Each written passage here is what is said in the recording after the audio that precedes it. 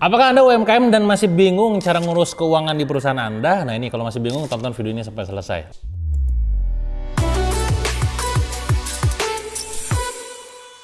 Oke teman-teman, banyak sekali di luar sana UMKM, pebisnis, pemula gitu ya. Pada saat mengelola keuangannya di bisnisnya, mereka masih kacau, balau gitu. Yang terjadi adalah jualannya gila-gilaan, laris manis gak karuan, order membludak. Tapi ujung-ujungnya adalah, Kang kenapa ya profitnya gak bisa dipakai? Kang kenapa ya uang kagak ada, gak kerasa? Nah ini masalahnya. Curhatan-curhatan ini muncul bukan karena ketidakmampuan mereka dalam berjualan, tapi karena ketidakpahaman mereka dalam mengurus keuangan. Maka hati-hati. Tidak mungkin rasanya kita pengen bebas finansial kalau kita buta finansial. Kita jadi orang sial. Bangkrut mulu, gagal mulu, rugi mulu, boncos mulu, kagak ada duitnya. Nah, maka penting buat Anda memahami ilmu tentang keuangan. Studi dari US Bank menemukan bahwa 82% bisnis kecil gagal karena manajemen arus kas yang buruk. Apa efek yang terjadi? Profitnya kagak jelas, uangnya kagak adaan, dan susah ngontrol pengeluarannya. Masalahnya sekali lagi bukan di omset yang kecil, masalahnya bukan di pendapatan yang kagak ada, tapi uangnya yang gak kepegang. Berawal dari uangnya yang gak kekontrol dan gak keukur. Mau nyari investor gak mungkin. Bagaimana mungkin Anda bisa nyari investor?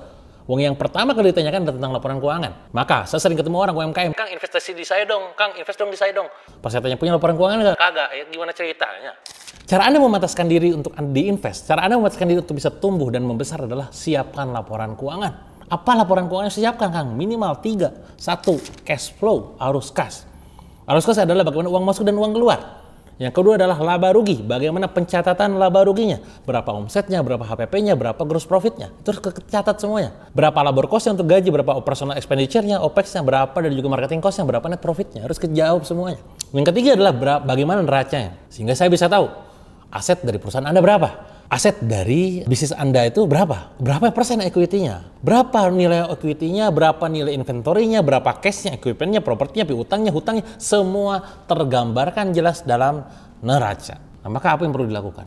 Pertama, pisahkan uang pribadi dan uang usaha. Misalkan di dalam uang pribadi mungkin Anda menggunakan bank konvensional.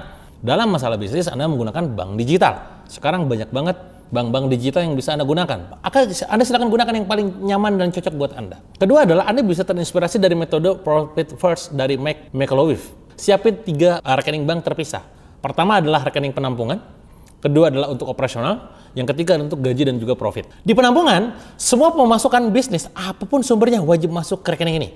Entah itu dari financing cash flow, dari inject, owner, entah itu dari hutang, misalkan, entah itu dari jual equipment ataupun alat-alat, semua masuk ke rekening penampungan. Jangan pernah pakai duit yang ada di rekening ini untuk apapun. Paham? Itu nomor 1. Kedua, rekening operasional. Ketika dapur mulai ngebul, ada penjualan, pencatatan, biar semua biaya yang berhubungan dengan bisnis, bayar listrik, bahan baku, dan lain-lain, keluar dari rekening ini. Misal, setiap minggu saldo dari rekening ini 1 ditransfer ke rekening 2. 1 tadi yang penampungan ya, transfer ke rekening 2. Presentasinya misalkan berapapun terserah. Misalkan dilihat dari beban operasional katakanlah 50-60% dari uang masuk dari rekening 1, transfer ke 2. Dan di kedua inilah Anda mainkan berdasarkan porsinya. Dan rekening yang ketiga adalah gaji dan juga profit. Nah ini berhubungan dengan gaji ke orang lain, gaji ke diri sendiri, profit bagi diri sendiri. Misalnya kata later earning, katakanlah posisinya katakanlah Anda mau bagi hasil berapa persen, later earning berapa persen, silakan Anda mainkan di bagian situ.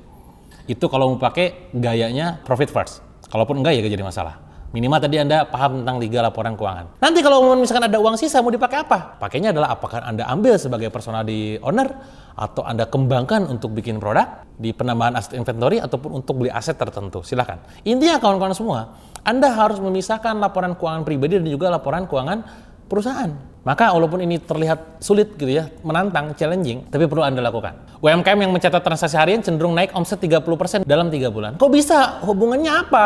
Pencatatan kenaikan omset berhubungan. Karena ketika Anda paham uangnya ada berapa net profitnya, net profit tersebut Anda gunakan untuk budget iklan, Anda akan meningkatkan omset penjualan Anda. Jadi teman-teman semua, bisnis gak akan terlihat sehat atau tidak kecuali laporannya dilihat. Yang harus Anda lihat gak cuma sekedar dashboard iklan, gak cuma dashboard Instagram, tapi yang harus dilihat adalah dashboard keuangan. Maka mulai sekarang pisahkan rekening pribadi dan secara perusahaan, catat semua pengeluarannya, bagi uang masuk ke tiap rekening berdasarkan rekening tadi, dan lakukan review setiap bulan, setiap pekan, bahkan setiap harinya. Semoga ini memberikan Anda gambaran bagaimana cara mengelola uang yang dengan benar untuk UMKM.